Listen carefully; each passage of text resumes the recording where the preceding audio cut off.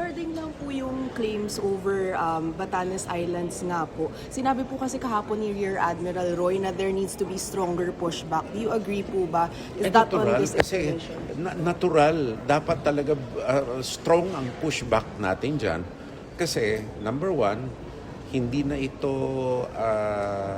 hindi lamang ito labag sa international law, hindi labag sa ating saligang batas, kundi labag sa normal na pag-iisip ng tao.